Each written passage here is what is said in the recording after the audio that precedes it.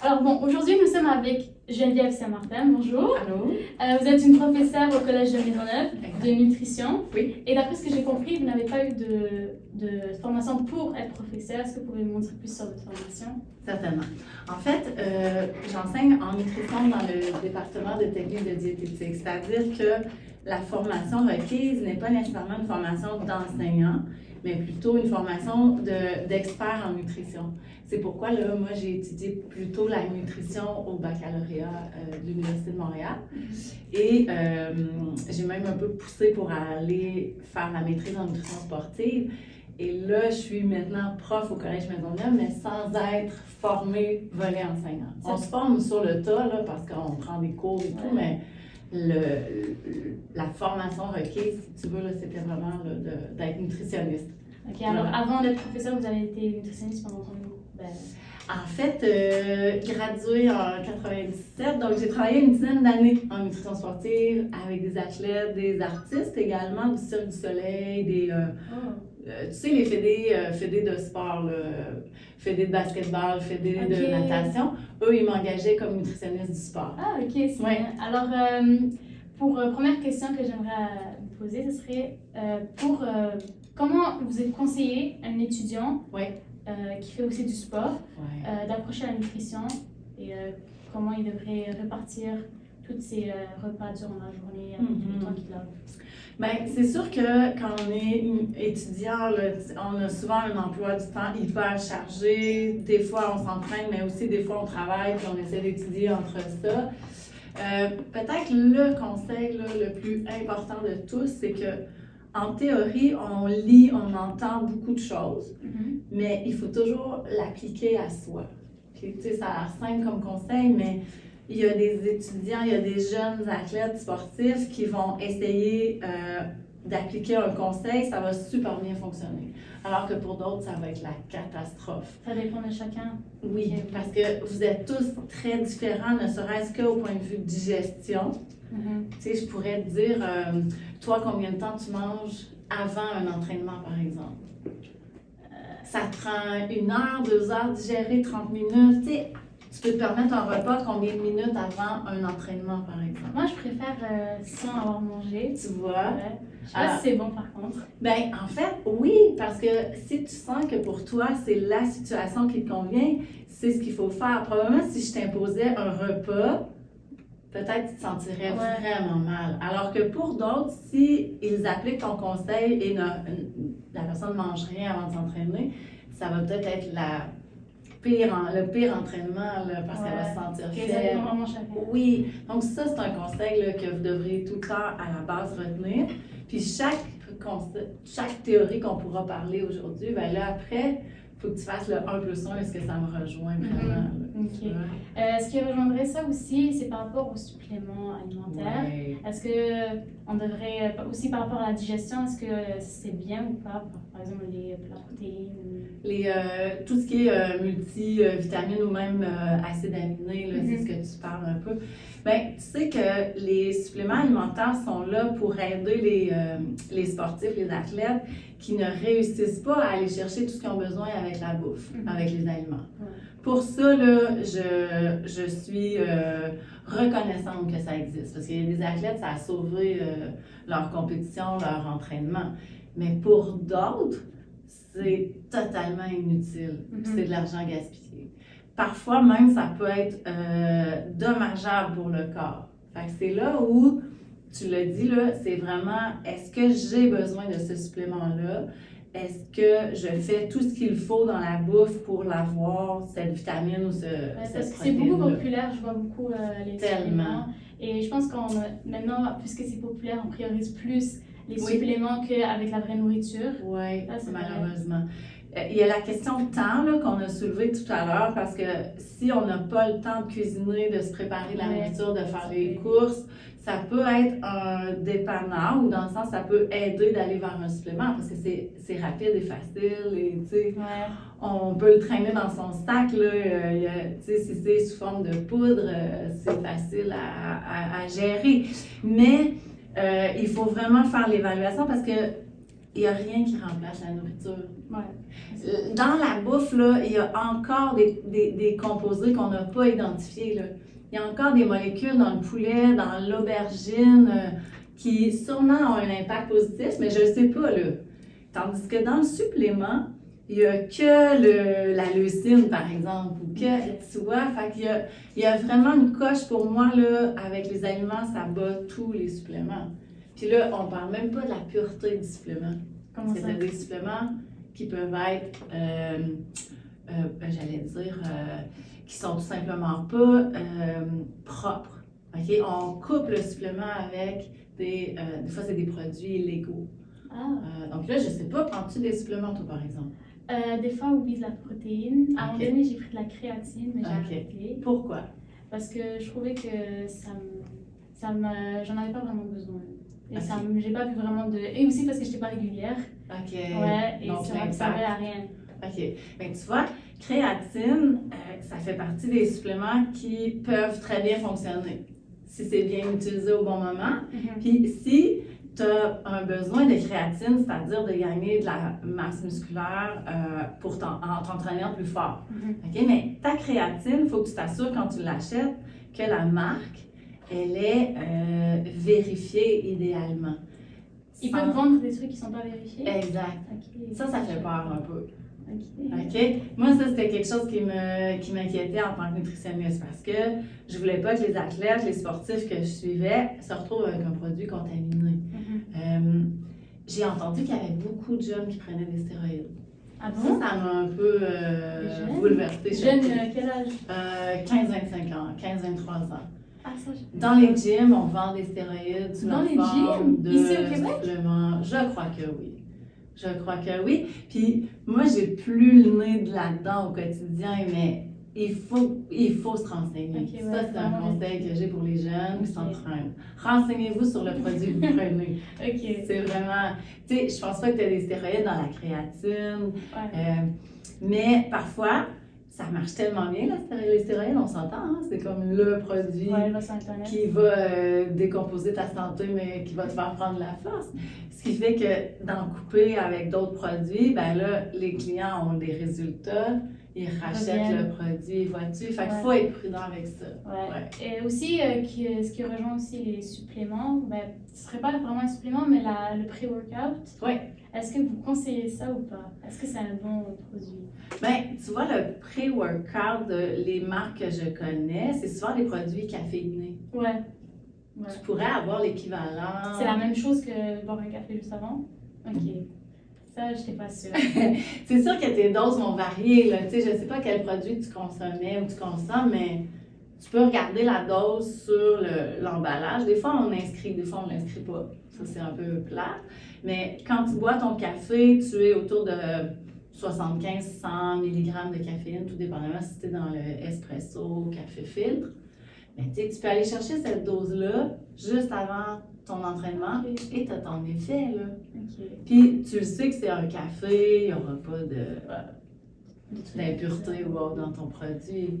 Si, pour terminer, peut-être sur les suppléments, mais il y a des organismes là, que tu peux aller fouiller sur le web et ils vont te montrer une liste de produits qui a été vérifiés et qui sont purs. Fait que ça, c'est le fun. Il y a un logo qui existe, tu peux rechercher ça, NSF. Et là, tu sais que... C'est bon à savoir. Ça rassure avant de prendre les suppléments. Et j'ai ramené quelque chose pour vous. OK. J'ai une question par rapport à ça. Je vous mets dans le contexte. Par exemple, moi, je suis une étudiante qui n'a pas le temps beaucoup et je vais aller me chercher un petit quelque chose à manger à la cafétéria entre mes cours parce que j'aurais pas le temps de manger et j'ai pas ramené mon lunch. OK. Et je sais que ça, c'est populaire. Big Daddy! Oui, chez les étudiants. Est-ce que vous pensez que ça, c'est une bonne alternative ou pas?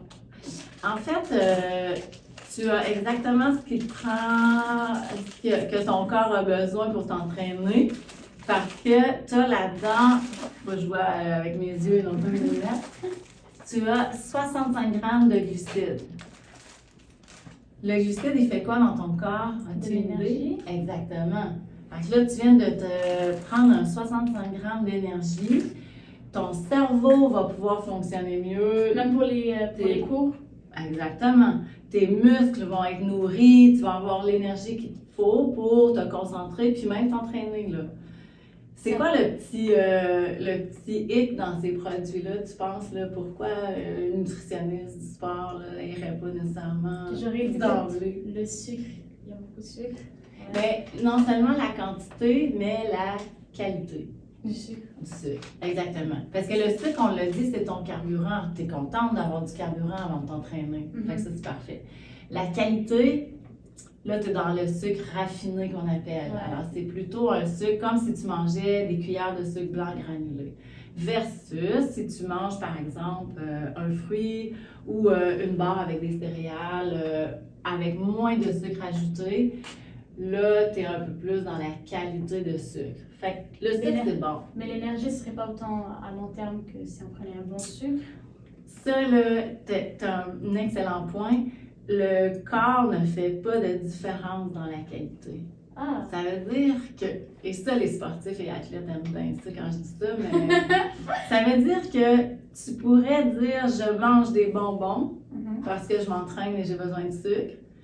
Et tu pourrais dire je mange de la compote de pommes parce que je m'entraîne et j'ai besoin de sucre. Le résultat pour l'entraînement, c'est le même. OK? Mais la qualité, si tu nourris ton corps avec des bons sucres, tu ramasses avec la compote des vitamines, des minéraux, des fibres que tu n'as pas dans le sucre, dans des bonbons. Enfin, c'est sûr qu'au point de vue entraînement et performance, du sucre, c'est du sucre. Puis j'ai souvent dit aux gens, aux athlètes, prends un Coca-Cola, puis c'est OK?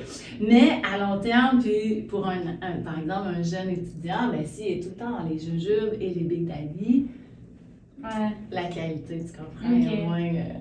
OK. Et ça serait un bon remplacement d'un repas, par exemple? Repas, non, parce que là, il te manquerait, par exemple, tu dois pas avoir beaucoup de protéines. Tu as 7 grammes de protéines, tu sais, c'est l'équivalent d'un œuf.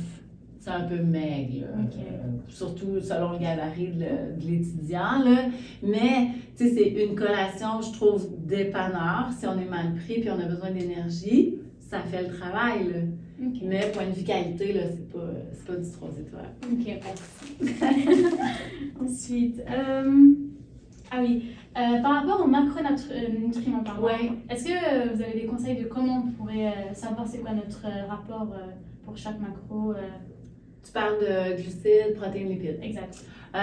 Celui qui intéresse souvent les gens qui s'entraînent puis les athlètes, c'est les protéines. Les protéines, on sait qu'il y a tant de grammes dans les aliments. Ça aussi, la connaissance est bonne chez les gens qui s'entraînent. Ce qu'on ne sait pas, puis qui est vraiment important, puis on passe à côté de quelque chose quand on oublie ça, c'est que non seulement la quantité par jour est importante, mais la distribution, la répartition dans la journée. Exactement. Puis ça, là, chez un étudiant, par exemple, qui, je sais pas, moi, il se lève, court après le boss, pas le temps de déjeuner, va au premier cours, s'entraîne à l'heure du lunch, ramasse un Big Daddy avant. Là, vois-tu que la répartition de protéines, elle n'est pas optimale du tout. Là. Ce qui fait que ça, c'est quelque chose que je corrige dès le début, des fois, là, puis ça fait des changements spectaculaires. C'est sûr, tu n'as pas le temps de tout rattraper. Ben, non seulement, admettons que tu as le temps, puis que ton appétit le permet, puis que tu te mets à manger des quantités gargantuesques, là, ton corps, il a un plafond. C'est-à-dire que ton espèce de giga steak de bœuf que tu manges, à partir d'une certaine quantité, il ne va plus l'utiliser pour métaboliser les acides aminés. Fait que là, tu viens de gaspiller des protéines, tu comprends? Alors que si tu les répartis dans ta journée, là, ton corps, il gère les acides aminés parfaitement. Fait que ça, c'est un truc aussi que les suppléments, parfois, ça entraîne une prise importante à un moment, puis il n'y a plus rien dans le reste de la journée. Ça, là, surtout les étudiants, parce que des fois, l'horaire est comme tellement folle. Puis à Maisonneuve, on ne devrait pas manger dans les classes. Mais il faudrait répartir mieux les protéines. Ça, c'est quelque chose de... Et par rapport aux deux autres macronutriments?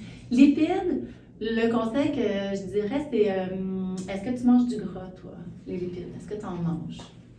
Je mange beaucoup d'avocats, alors je pense que oui. Après, où est-ce que l'huile, ça se retrouve? Exact, Des noix. Exact. tous ces aliments-là que tu me nommes, là, c'est les meilleures sources que tu as dans ton alimentation parce que c'est des gras insaturés. Fait que ça, c'est génial. Là, les athlètes, souvent, je les chicane un peu parce qu'il y en a beaucoup qui évitent les gras, de peur de prendre du poids ou de cacher les abdominaux ou autre. C'est vital. Pas de gras, ça va pas du tout. Donc, il y a des vitamines qui ont besoin de gras pour être absorbées. C'est une source d'énergie à long terme. Tantôt, tu parlais du long terme. Là. Le gras va te sortir du trouble là, quand ça fait longtemps que tu n'as pas mangé et que tu as besoin d'énergie. Et j'avais vu aussi sur Internet que pour les femmes, s'ils évitent beaucoup le gras, ils peuvent perdre leurs règles. Exactement. As-tu lu aussi pourquoi? Qu'est-ce qui arrive? En fait, c'est ton corps qui réagit parce que si tu n'as pas tes règles, tu ne peux pas tomber enceinte. Puis c'est fait pour que si tu n'as pas assez d'énergie pour toi-même... Ah, tu peux pas en donner... OK. Ah, c'est vrai, on est bien fait, hein? C'est incroyable. Fait que protéines répartir, le gras, s'assurer d'en manger, puis les bons gras. Glucides. Glucides, ça reviendrait, tu sais, au message qu'on a dit tantôt. Bon sucre un peu plus raffiné avec moins de vitamines. Alors, je pense que les glucides, c'est quelque chose qui fait peur des fois aux gens, là. Pain, pâtes, féculents, céréales. Mais en même temps, si on choisit des bonnes qualités d'aliments, là, avec des céréales à grains entiers ou des fruits, des légumes, c'est ton carburant. En plus, ça aide à se remplir aussi, je trouve. Exact. Les fibres, c'est la satiété. Puis, tu sais, plus tu bouges, plus tu as besoin de carburant. Donc, plus tu as besoin de glucides. Fait que ça ne devrait pas être un macronutriment que les athlètes ont peur de consommer. Au contraire, là, c'est ta source d'énergie là, que tu devrais avoir tout le temps sous la main. Là. Et par rapport à l'exemple que vous avez donné pour l'étudiant qui n'a pas le temps le matin de manger, est-ce que, par exemple, moi, le matin, j'aime pas manger, le déjeuner, je peux pas. Est-ce que vous pensez qu'il y a une... Parce que on a beaucoup été éduqués sur l'importance du petit déjeuner. Et je sais qu'il y a deux teams. Il y a celles qui n'aiment pas manger le matin, celles qui aiment... Est-ce que vous avez des conseils par rapport à ça ou un avis? Faut que tu t'écoutes parce que, en quelque part, si tu te forces à manger, je suis certaine que ça ne marche pas bien. Fait que tout à l'heure, on disait, là, il y a beau avoir des multiples études qui disent que c'est important, c'est bon, positif de déjeuner. Si pour toi, tu as la nausée pratiquement, ça veut dire que ça ne fonctionne pas. Je pense qu'à ce moment-là, si tu peux avoir des collations dans ton sac ou dans tes poches, puis que tu grignotes au courant de la matinée, tu sais, au fur et à mesure que ton corps se réveille, que tu bouges, que tu es concentré, probablement que là, tu peux peut-être mieux manger des petites quantités sans que ce soit inconfortable. Puis c'est là où tu vas gagner à mettre du carburant, sans trop forcer la chose, mais forcer le petit déjeuner, là, c'est pas toujours génial. Alors, il n'y a pas vraiment une bonne réponse. Alors, il y a mon collègue qui vient me rejoindre pour poser des questions à Madame Geneviève. Alors, on était rendu pour l'importance du petit déjeuner. Et je voulais continuer par rapport à ça, par rapport au métabolisme chez chacune des personnes, parce que...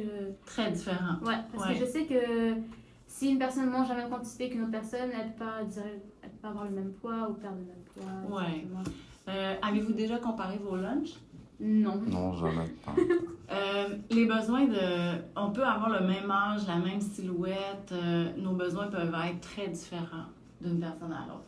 Puis, un des facteurs, c'est le métabolisme. Ce qu'on appelle le métabolisme de base, là, c'est la quantité de calories que notre corps a besoin pour fonctionner, mais sans même bouger, là. Donc, dans 24 heures, dans une journée, on a des poumons qui respirent, un cœur qui bat, tous les organes vitaux, le cerveau aussi fonctionne. Et cette quantité-là, elle est très différente à chacun. Mais plus la quantité de base est élevée, donc plus notre corps a besoin de calories pour répondre aux besoins des organes vitaux, plus on a un budget calories à manger par jour qui est grand. Mais est-ce que par exemple, deux personnes qui ne bougent pas, il y a un corps qui brûle plus même en faisant rien qu'un autre corps, ça se peut aussi? Ça se peut. Quelle injustice. T'as vu? Mais qu'est-ce qui explique ça? Avez-vous une idée? Qu'est-ce qui fait qu'une personne au repos pourrait brûler plus de calories qu'une autre? Elle a plus de muscles. T'es forte. Plus tu as de muscles, plus ton corps mange des calories. Donc, plus vous vous entraînez, plus votre masse musculaire augmente. Mhm. Et c'est là où les gens actifs ont souvent des métabolismes plus élevés que les gens sédentaires. Et en vieillissant, l'injustice, c'est que ton corps ralentit et ton métabolisme ralentit. La seule façon de bloquer un peu ce phénomène-là, c'est de t'entraîner tout au long de ta vie et de garder ta masse musculaire. Ouais. Donc là, question. Qu'est-ce qui explique qu'un homme a souvent un métabolisme de base plus élevé qu'une femme au point de départ? Qui n'a pas rapport avec les muscles? Qui a tout à fait rapport avec les muscles. C'est qu'un homme de base a plus de masse musculaire qu'une femme. Exactement. Naturellement. Parce que si on regarde la génétique d'un homme et d'une femme, la testostérone amène une masse musculaire plus importante. Chez la femme, c'est la possibilité de procréer, d'avoir des enfants qui prend le dessus. Et c'est pour ça que le tissu adipeux, le pourcentage de gras chez la femme, est plus élevé pour qu'on puisse donner vie à des enfants. Fait que c'est là où, à la base, quand on regarde les silhouettes hommes et femmes, on a une masse musculaire plus importante chez les hommes et on a un pourcentage de gras plus important chez les femmes. J'ai vu aussi sur Internet que c'est possible de calculer son métabolisme de base pour savoir. Ouais. Est-ce que ça, c'est précis? Ouais. Il y a des formules qui existent. Hein. Quand on est nutritionniste, on utilise parfois une qui s'appelle Harris Benedict. C'est sûr que ça tient compte de la taille, de la grandeur de l'individu, son poids et son âge. Parce qu'en vieillissant, on ralentit le métabolisme. C'est pas hyper précis, mais ça vous donne un point de départ. Parce que moi, j'ai déjà essayé Et ça n'a pas marché. Ça me disait environ 2000, je pense presque 2000. Et juste en 1800, j'avais pris du poids après 2 semaines. Alors, c'est ça. Des fois, là, le calcul peut être plus ou moins juste. Puis encore là, ça dépend de ton bagage personnel, génétique et tout. Mais les femmes autour de la vingtaine, trentaine, on tourne autour du 1300, 1400 habituellement de métabolisme de base. Tandis que pour les hommes, ça peut être un peu plus élevé. Mais tout ça, si vous avez une masse musculaire plus importante, ben là, c'est difficile de le voir dans la formule. Okay. Fait que c'est très... Tu sais, c'est un point de repère, là, mais si on veut vraiment calculer son métabolisme de base, ça prend des laboratoires et on calcule l'échange d'air, l'échange gazeux, puis c'est très précis dans ces cas-là. J'ai vu aussi qu'il y a des balances pour se peser avec plus d'informations que le poids, genre la masse musculaire, osseuse et tout. Ça vaut pas grand-chose. Mais en fait, c'est que ces balances-là, je crois que tu parles, là, je sais pas si tu en as vu, mais souvent, tu es nu-pied. Est-ce que c'était comme ça? Tu étais nu-pied sur la balance, puis on te donne une approximation de ton pourcentage de gras? Oui. Bon, c'est ce qu'on appelle la bioimpédance. C'est un courant électrique qui ne va pas t'électrocuter en passant, mais qui est tout léger, mais qui passe dans le bas de ton corps, qui circule d'un pied à l'autre. Et la résistance vient évaluer le pourcentage de tissu adipeux. Donc, ton corps est composé de... Bon, il y a des muscles qui sont bâtis dans ton corps et ces muscles-là sont stockés avec de l'eau. OK? Alors, plus tu as d'eau dans ton corps, la machine évalue que plus ton pourcentage de masse musculaire est grand. OK. Donc, quelqu'un qui prendrait cette mesure-là complètement déshydratée viendrait fausser le résultat. Parce que le résultat tient compte de la quantité d'eau et de masse musculaire et de protéines que tu as dans ton corps. Fait que c'est pas... Tout ça, c'est des mesures, je trouve, le fun, drôle à faire, mais c'est plus ou moins précis. Tu sais, ça devrait pas dicter votre alimentation. Tu sais, je pense que c'est un point de repère, comme le métabolisme de base. Moi, j'aime bien dire aux gens, tu peux pas manger 0 calories par jour parce que ton métabolisme de base... tu vas pas survivre. Tu vas pas survivre, exactement. Fait que quand vous le calculez, c'est comme un plancher à ne jamais franchir à la baisse, là, tu sais. Et je pense que même si tu manges en dessous de ton... tu ne donnes pas assez à ton corps, ton corps il va commencer à stocker, je pense, ou prendre de tes stocks. Exact. En fait, c'est un mécanisme de défense. Si tu as besoin de manger 4000 calories dans ta journée pour faire toutes tes activités, tu décides d'en manger 2000. ton corps, il réagit en disant « Hey, oh, attends, là, moi, j'ai pas assez de budget calorique pour faire tout ce que tu me demandes. Donc, je vais épargner pour les tâches vitales, c'est-à-dire tous les organes vitaux. Et là, vous risquez d'avoir des périodes peut-être de somnolence à des petits moments dans la journée où là, votre corps essaie de récupérer ou épargner des calories. Mais après, le contre-coup de ça, c'est que dès que tu te mets à remanger un peu plus de calories... Parce que maintenant, tu sais pas, maintenant ta maintenance, elle est parce que... Ben là, il veut garder cette énergie-là au cas où tu décides d'arrêter de manger encore. Alors, comment quelqu'un devrait faire pour, par exemple, perdre du poids? S'il se met en déficit calorique, comment il fait pour revenir? Il faut que ton déficit soit calculé. Il faut que ton déficit soit juste un petit peu, légèrement, exactement. Puis comme ça, ce que tu vas envoyer comme message à ton corps, c'est « OK, je te donne assez d'énergie, de calories pour les organes, pour maintenir la masse musculaire. » Parce que souvent, c'est ce qu'on veut garder. Là. Mais va chercher dans les réserves d'énergie parce qu'on en a assez, puis c'est avec ça. Là. Donc, c'est ton tissu adipeux que tu suggères d'utiliser à ton corps. Mais si tu le prives trop, lui, il a besoin de glucides, protéines et lipides. Alors, il va aller se nourrir à même tes muscles et tes réserves à toi, ce que tu veux pas. Là. Okay. Moi, j'ai une question assez spéciale. C'est quoi les mythes au niveau de la nutrition que vous aimeriez démystifier? Il y en a tellement. Mais en nutrition sportive, c'est peut-être la quantité de protéines à manger à chaque jour. Je pense qu'il y a plusieurs athlètes qui vont penser plus je mange de protéines, plus je gagnerai de masse musculaire. Mais je pense qu'à un moment donné, ça ne sert plus à rien, non? Exact. Au-delà de 2,3 grammes de protéines par kilogramme de poids, ton corps reçoit les protéines, voit que les réserves sont complètes, qu'il n'y a rien à faire, transforme les protéines en gras et les stocks sous forme de lipides. Donc, souvent, dans les cas où les athlètes disent « j'arrive pas à découper, j'arrive pas à avoir une silhouette ben ça peut même être un excès de protéines qui soit le problème. Mais ça, c'est quelque chose qui est très difficile de convaincre là, les gens que trop de protéines peut être quelque chose de problématique. Là. On dirait que dans certains univers, il n'y a jamais assez de protéines. Ah, c'est vrai. Et donc, c'est quoi, comment la nutrition peut jouer un rôle dans la gestion des maladies chroniques comme le diabète? Alors, c'est-à-dire dans le sens aussi, une personne diabétique, comment elle devrait gérer sa nutrition? Est-ce qu'elle est vraiment... elle n'a plus le droit du tout de manger de sucre ou bien c'est comment qu'elle doit gérer ça? Est-ce que vous aimez manger, vous deux?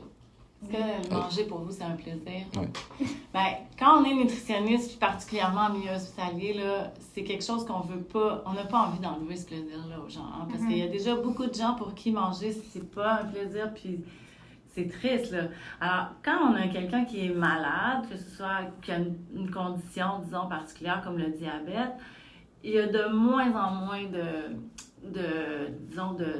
contre-indications d'aliments. Ce qu'on essaie de faire, c'est d'inclure tous les aliments, peu importe, mais on va essayer de gérer cette consommation-là. Donc, pour un diabétique, on sait que des sucres simples qui s'absorbent vite, ça a vraiment un effet difficile sur le corps. Alors là, dans ce cas-là, on va essayer de combiner des sucres simples avec peut-être des protéines, des fibres, parce qu'on sait que ça va adoucir un peu l'arrivée des sucres dans le sang. On va essayer de jouer aussi, d'ajuster la médication pour que le corps puisse compenser un peu avec la médication à cette arrivée-là de sucre simple. Mais on essaie vraiment de ne pas interdire ou de ne pas catégoriser en bons et en mauvais aliments, là, même pour les gens qui ont des conditions. C'est sûr que des fois, c'est inévitable ou la personne ne se sentira pas bien là, si elle fait des excès même si elle va avoir des protéines, des fibres, là, manger un gâteau entier. Mais on essaie de s'éloigner le plus possible de la privation, de la restriction. Là. Mais je connais quelqu'un qui avait le diabète durant sa grossesse. C'était un diabète durant sa grossesse. Ouais. Et il y avait même des fruits qu'elle ne pouvait pas manger. Et ça, je ne savais pas qu'ils étaient vraiment sucrés. Bien, tout ce qui est sucre simple, quand on dit sucre simple, hein, c'est que ça s'absorbe vite. Donc, tout ça, ça fait travailler le système davantage. Puis là, si notre corps, que ce soit parce qu'on est enceinte ou on est plus âgé, bien, il faut trouver une façon de l'aider dans l'absorption de ces sucres-là. Mais, tu sais, tout à l'heure, on disait, peu importe la source du sucre, ça reste du sucre dans notre corps. Donc, même provenant d'un fruit, trop de fruits, à un moment donné, ça peut devenir déséquilibré dans l'alimentation. Ou juste réguler sa quantité. Toujours la variété, l'équilibre. Il n'y a pas de... Avez-vous en tête un aliment que vous dites « Ah, ça, c'est sûr que c'est mauvais. » Oui. Qu'est-ce qui flash quand on dit mauvais? Pour moi, là, tous les aliments, on retrouve la matière grasse, les aliments frits. Tu vois? Tout ça. Là, toi, ça flash mauvais aliments. Ouais, pour la santé, c'est très mauvais. En tout cas, c'est juste ça. La perception. Ouais, c'est comme ça que j'ai grandi, c'est comme ça que j'ai appris. Donc, en tant qu'externe, c'est comme ça que je vois tout ce qui contient de la matière grasse, c'est à éviter. C'est à faire attention. Ouais. Puis pour toi, ça serait quoi un mauvais aliment qui flash, là? Plouc. Les fast-food, les bonbons. Restauration rapide. Ouais. Okay. Fait que, tu sais, vous avez quand même des aliments qui, je pense, ne devraient pas être consommés de façon régulière, là, effectivement. Mais par contre, des fois, je sais pas si vous avez déjà vécu ça, là, mais on se prive de quelque chose, ça devient comme une obsession. Oui. Oui, ça peut arriver. Hein? Ouais. Donc là, voyez-vous qu'un problème, on essaie de dire, moi, je ne mangerai jamais ça parce que ça va me créer des soucis de santé. Puis finalement, on en crée un autre parce qu'on rêve à du chocolat ou on rêve à des frites. Là. Ouais. Fait que c'est là où le dosage est important. Ouais, ça revient à une question que j'avais à vous poser par rapport à la nutrition et est-ce qu'il y a un lien avec la nutrition et la santé mentale? Oui. Parce que justement... Tellement. Ben, tu sais, je sais que les recommandations maintenant, là, quand on parle de saine alimentation, là, c'est plus juste des vitamines, des minéraux, du gras, du sucre. C'est au-delà de ça. Là. C'est comment prends-tu tes repas? Est-ce que tu es en bonne compagnie? Est-ce que c'est agréable pour toi lors des repas? Est-ce que tu es dans le partage de ta culture? Tu sais, qu'est-ce qu'il y a de plus sympathique que d'inviter des amis puis de dire ça, là, c'est typique de mon pays, de chez moi, de ma ville. Tu sais, ça a beau être un mets qui est peut-être pas équilibré en vitamines et minéraux, mais ce moment-là va faire en sorte que mentalement, mais aussi physiquement, vous allez passer un bon moment. Puis même si c'est pas la meilleure valeur nutritive, là, c'est mieux qu'un repas biologique mangé tout seul alors qu'on se sent pas bien puis on prend pas plaisir. Donc, il faut vraiment penser à autre chose que juste l'assiette puis ce que vous mangez. Et ça, je pense que les jeunes, vous êtes sensibles à ça beaucoup. J'espère, en tout cas, que vous allez vraiment rentrer dans ce mouvement-là de dire la saine alimentation, là, c'est pas juste la vitamine D, là, c'est autre chose. Ouais, j'imagine. Je veux savoir, est-ce que, bon, ça c'est peut-être des fausses idées, mais en tout cas, est-ce que le régime intermittent a tant d'importance qu'on lui donne? C'est vrai qu'on en parle beaucoup. Hein? En fait, je vais vous dire là, de ce que je connais de ce mouvement-là, de ce mode d'alimentation-là. Ce qui est le point fort, c'est que pour quelqu'un qui essaie de perdre un peu quelques calories, quelques livres, du poids, c'est celui qui sera le plus facile à maintenir. Tu sais, on vient d'en parler, là, la restriction, c'est pas le fun. De s'interdire des aliments, de s'interdire... c'est difficile. C'est difficile de vivre avec des restrictions. Le jeûne intermittent, la majorité, il n'y a pas d'aliments interdits, mais par contre, il y a des heures de repas interdits. Ouais. Les gens se sentent moins coincés, se sentent moins privés dans ce type d'alimentation-là, ce qui fait que c'est celui qui, on dit, qu'il a une meilleure compliance, donc les gens vont le suivre le plus longtemps. Fait que plus tu suis une alimentation longtemps, un type légèrement restrictif, là, plus tu as de chances d'arriver à tes objectifs de perte de poids. Alors ça, c'est le gros avantage du jeûne. Maintenant, le jeûne intermittent, là où certaines personnes ont de la difficulté, c'est si on s'entraîne et qu'on a besoin d'énergie. Parce que si on place le jeûne intermittent les heures avant un entraînement et que ces heures-là suivent un jeûne de nuit, par exemple, là, ça se peut que les entraînements soient long et désagréable. Donc, je pense que le jeûne peut avoir des effets vraiment bénéfiques, aider beaucoup de gens qui veulent perdre un peu de poids qui leur est néfaste, mais il faut le placer dans sa vie, dans sa journée. C'est ça un peu le défi. Si vous l'avez essayé sur une longue période, je pense que c'est ça le défi de dire à quel moment mon jeûne est profitable pour moi. OK. Ouais. OK, c'est juste selon mon poids du temps.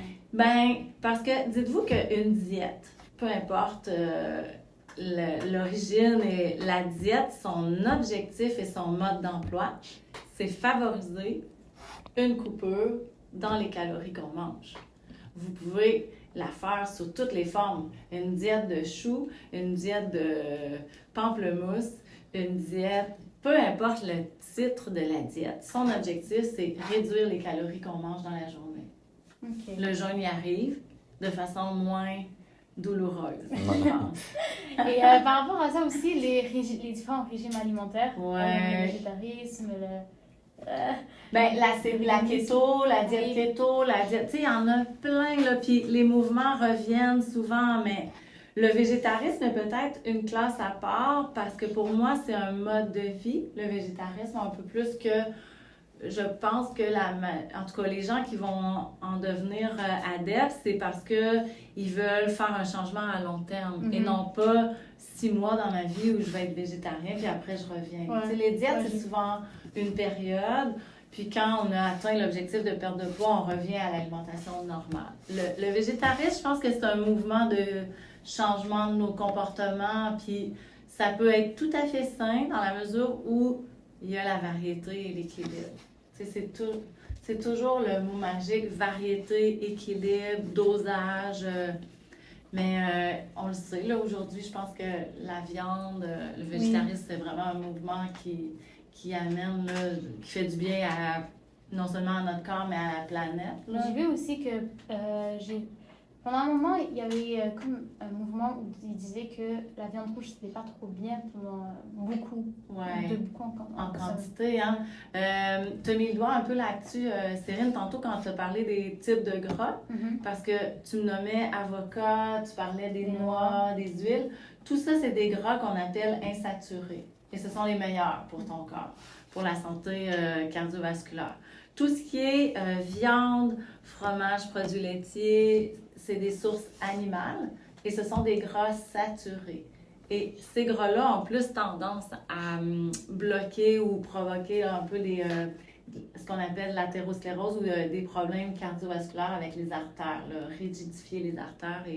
Fait que c'est là où viande rouge, on devrait remplacer par des poissons, des huiles et des noix parce que la source, elle est de meilleure qualité. Mais si on ne consomme pas de viande, on aura forcément des carences avec le temps? Non, pas nécessairement. Tu peux retrouver tout ce qu'il y a dans ta viande, dans les aliments végétaux, mais ça demande peut-être, je pense que c'est là le défi, un peu plus de planification, mais une fois qu'on a remplacé nos aliments dans le garde-manger, puis qu'on varie, c'est vraiment la variété le mot magique, mais il y a des athlètes et des sportifs de haut niveau qui sont véganes le même. Oui, pour revenir sur le vegan, je sais qu'il ne peut pas avoir du lait normal. Ouais. Du lait de vache. Ouais, exact. Ou du lait d'animal. Ouais.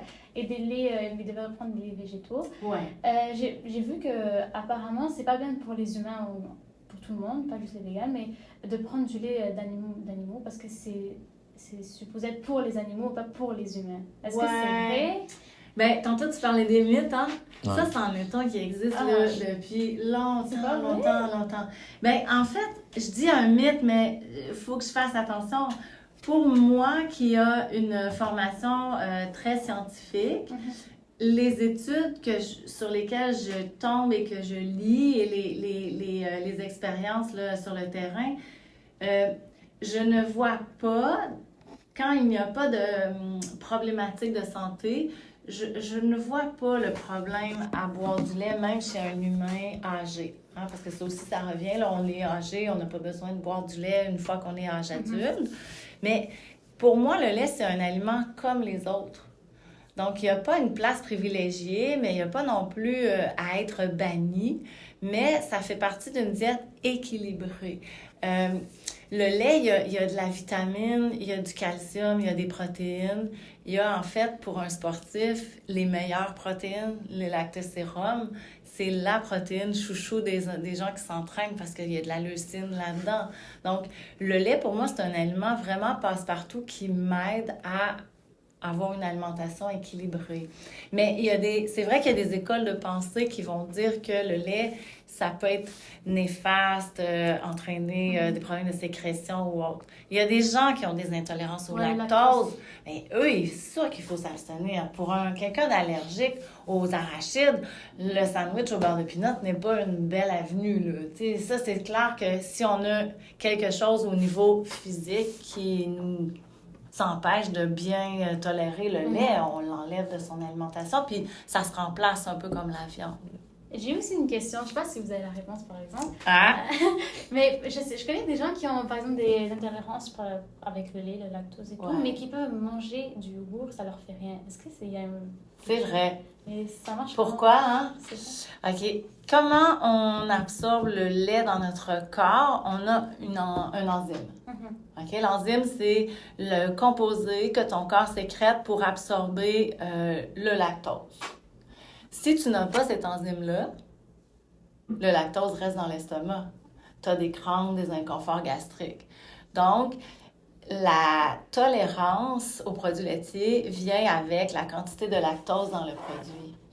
Alors, dans le lait, le lactose va être en plus grande quantité et plus difficile à absorber. Le yogourt, il y a des bactéries, des bonnes bactéries dans le yogourt là, qui font le travail pour nous. Donc, il y a une prédigestion du lactose dans le yogourt. Oui, plus facile à digérer. Plus facile à digérer. Okay. Les fromages vieillis comme le cheddar, le parmesan, ça aussi, d'habitude, c'est mieux toléré. Il y a des bactéries qui font le travail avant toi. Ah, OK, ça, je savais pas. Là, je reviens sur la réponse que vous m'avez donnée par rapport au jeûne intermittent. Oui. Donc, ça dépend de est-ce qu'on s'entraîne ou pas. Ben, en soi, la question, c'est pour quelqu'un qui s'entraîne, est-ce qu'il vaut mieux qu'il s'entraîne à jeun ou pas? Oui.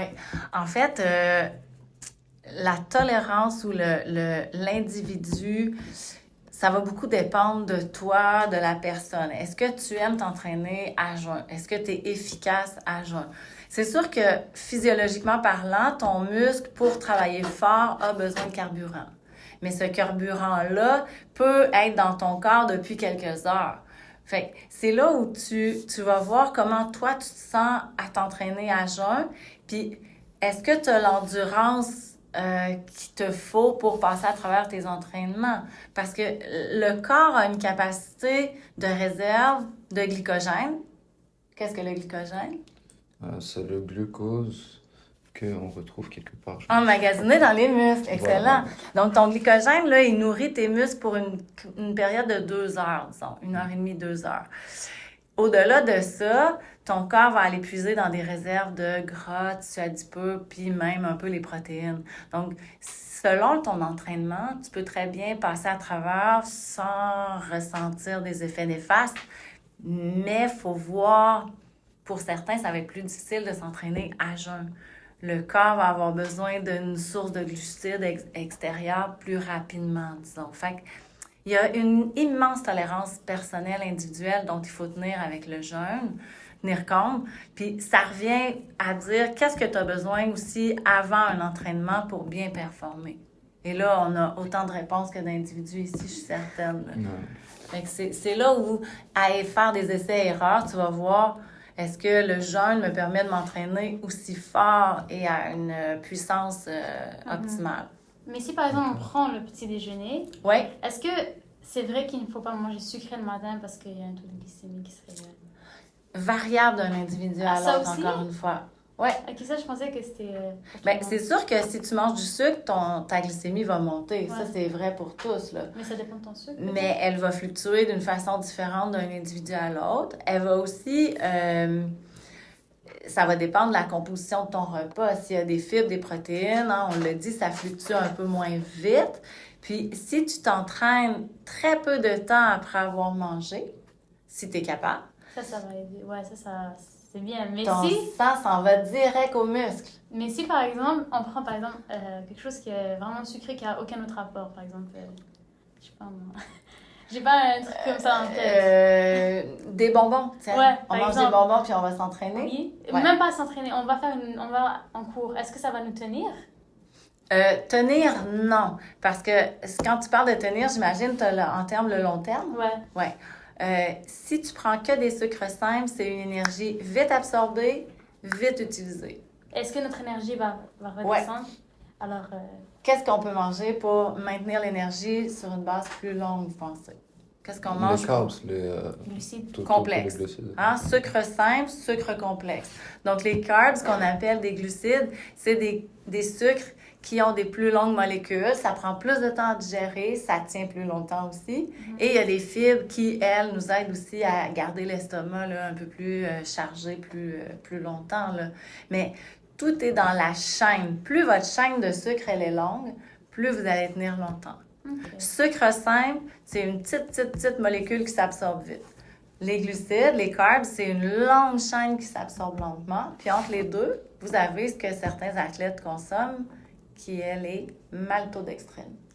Donc, c'est une chaîne mitoyenne entre les deux. Ok, donc maintenant c'est ça, c'est pour parler de la maltodextrine. C'est juste, par exemple, si on fait, parce que bon, il y a plusieurs régimes. Il y a je sais pas, bon, les régimes principaux que je connais moi personnellement, c'est le régime soit de prise de masse, soit le régime de sèche. Ouais. Donc, d'après ce que je connais, c'est juste le régime de sèche, il faut vraiment minimiser les carbs le maximum ou bien les enlever. Et au contraire, pour la prise de masse, essayer d'en prendre le maximum possible. Est-ce que c'est tout à fait vrai ou pas? Ben oui, parce que qu'est-ce qui fait qu'en coupant les glucides, on perd du poids, entre autres? C'est que chaque gramme de glucides est stocké dans le corps avec 3 grammes d'eau. Okay. Alors, c'est sûr qu'à chaque gramme de glucides que tu coupes, que tu ne consommes pas, ben, on perd de l'eau. Puis si ton corps va chercher des glucides dans tes réserves plutôt que d'en manger, ben lui, il prend 1 gramme de glucides de tes réserves, il relâche 3 grammes d'eau. Mais alors, on perd juste de l'eau? Ben non, parce que tu as quand même pour 3 grammes d'eau 1 gramme de glucides, mais c'est là où, effectivement, que la perte va être plus rapide. Et c'est la même chose pour les protéines.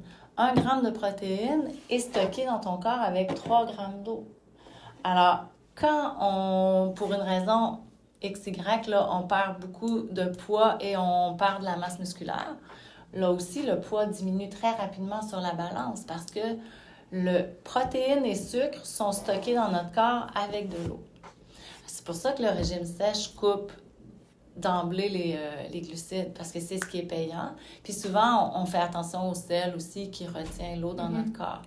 Tandis que pour l'opposé, gagner du poids, pour prendre du poids, que ce soit, c'est sûr qu'on préfère prendre du poids sous forme de masse musculaire et non pas de gras, mais l'équation est quand même la même. Il faut manger plus de calories que les calories qu'on dépense.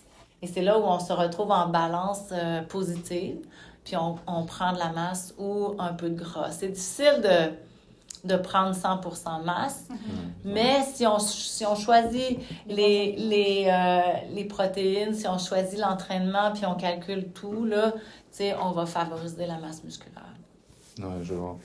Je vois aussi, par rapport au régime alimentaire de sèche, est-ce que, parce que je connais des personnes qui ont quand même perdu 30 kilos en l'espace de 2 mois et demi, 3 mois. Ouais. Donc, ça fait quasiment 10 kilos par mois. Mais ça, ce que je sais, c'était vraiment en arrêtant vraiment de manger. C'est-à-dire, par jour, ça peut prendre 2 œufs par jour. Ça peut prendre, je ne sais pas... Pendant 3 mois? Oui, pendant 3 mois. Ouais. Mais je me demande est-ce qu'ils en sont sortis. Parce que physiquement, ça paraît bien. Mais à l'intérieur, est-ce qu'ils s'en sont sortis avec des carences ou pas? Ouais, c'est ça, c'est comment? Ben, je vous ramène au métabolisme de base. Mon métabolisme de base, lui, il a besoin d'une quantité X de calories pour fonctionner. Si j'amène mon corps en dessous de ça, ben là, je lui fais faire là, un tour de magie parce que lui, avec un faible budget, il doit tout faire fonctionner. Fait que c'est sûr qu'il peut y avoir à ce moment-là, je sais pas, la difficulté de concentration, l'effort physique devient encore plus difficile. Mais le corps, c'est une machine incroyable, là. Fait que c'est sûr que pendant un certain temps, il va puiser à même les réserves, les macronutriments, les vitamines, les minéraux qu'il a besoin. Mais au bout d'un certain temps, là, il faut aller à l'extérieur. Faut que l'alimentation reprenne parce qu'autrement, ça devient un problème. Parce que probablement que de perdre aussi vite, Il va reprendre aussi. ben, il a dû peut-être hypothéquer certains muscles. Et ce qui arrive, c'est que quand le corps se remet à manger un peu plus normalement... Parce que tu peux pas garder ce rythme de vie toute ta vie. Ça, c'est ça. Fait qu'à la reprise de la consommation un peu plus normale, mais là, si j'avais hypothéqué ma masse musculaire des jambes, ben mon corps va dire, bon, ben là, j'ai un peu de budget de calories, je vais rebâtir ma masse musculaire de jambes. Je vais rebâtir... des fois, ça peut être tous les tissus qui deviennent les cheveux, la peau, ça devient un peu plus... on a peine à récupérer d'une blessure ou à avoir des cheveux plus cassants. Ça peut être des conséquences comme ça, là, mais c'est sûr que c'est pas la façon, disons, saine et à long terme, là, la meilleure façon pour maintenir, disons... Le corps, là, ce qui est le plus dommageable, c'est les variations importantes de poids. Donc, il est préférable d'être légèrement en surpoids ou en sous-poids plutôt que de fluctuer. Les fluctuations, c'est ce qui est le plus difficile pour le corps. Les impacts sont, disons, violents, là, conséquents. J'imagine. Ouais. Donc, maintenant, par exemple, sur les 2 mois, enfin, sur les 2 ou 3 mois où il a fait son régime alimentaire, forcément, le corps a compris qu'on lui avait rien donné. Une fois qu'il va reprendre, il va vouloir tout prendre de plus en plus. Ça risque parce que c'est un peu, ça induit un réflexe de gérer, garder des réserves en prévision d'une future coupure comme ça. Parce que c'est un peu comme, tu sais, on pense à un budget financier, là. Tu sais, si tout d'un coup, on perd du jour au lendemain, on perd notre emploi, puis on n'a pas de réserve, bien là, on se retrouve à essayer de gérer un budget avec quasiment rien. Bien, le réflexe peut être, ou pas, mais quand il y a une rentrée d'argent, on essaie d'en garder un peu au cas où il y a d'autres... à te connaître. Exact. Fait que le corps réagit comme ça en disant, ben moi, je vais garder un peu, je vais avoir tendance à stocker rapidement. Et là, quand vous faites quand on observe ce genre de coupure-là, le métabolisme de base, votre corps va le ralentir au maximum. Donc, quand vous recommencez à manger, on a ralenti le métabolisme de base, ce qui fait qu'on explose ce métabolisme-là dans le sens où on va le dépasser beaucoup plus facilement. Et c'est là où les gens vont me dire... J'ai tendance à perdre du poids, puis dès que je me remets à manger, j'en gagne super facilement. C'est certain, parce que le métabolisme... Alors, comment on fait pour revenir à son métabolisme? Faut envoyer un message à son corps qu'on va manger pour couvrir les besoins.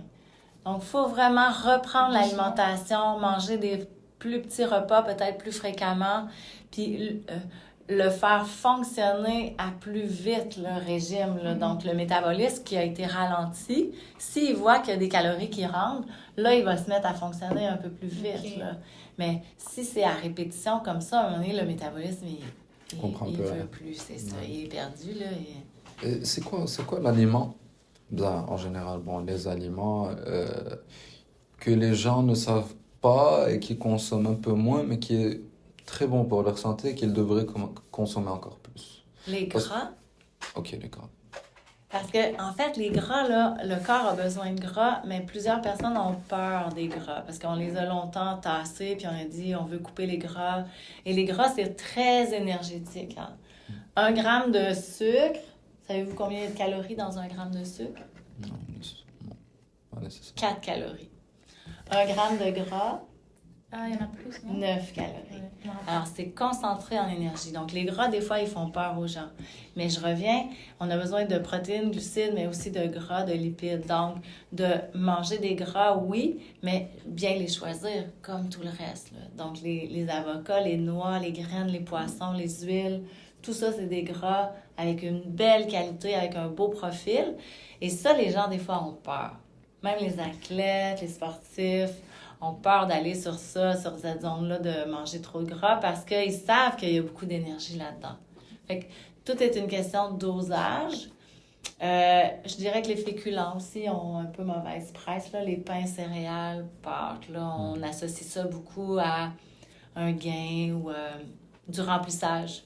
Ouais, alors que non. Ouais. Ben, si on prend un bon pain de grain entier, intégral, ça rassasie, ça donne de l'énergie à long terme, que des avantages. Pour conclure cette bonne discussion qu'on a eue, est-ce Oui. que vous avez des conseils à donner à des étudiants de notre âge par rapport à la nutrition ou des sportifs? Bien, je pense que de se respecter, de s'écouter, ça c'est à la base. Peu importe ce qu'on lit, entend, se fait dire ou autre, faut d'abord et avant tout évaluer ce que nous, notre corps a besoin. Et de l'information, vous allez en trouver plus que moins aujourd'hui, là. Fait que sens critique, jugement, essayer de démêler qu'est-ce qu'on veut garder et relâcher comme info, là. Ça, je pense que c'est une sortie de secours importante, là, mais écoutez-vous parce que la réponse est pas toujours dans la théorie pour la nutrition. Écoutez-vous, mais pas trop non plus. Hein,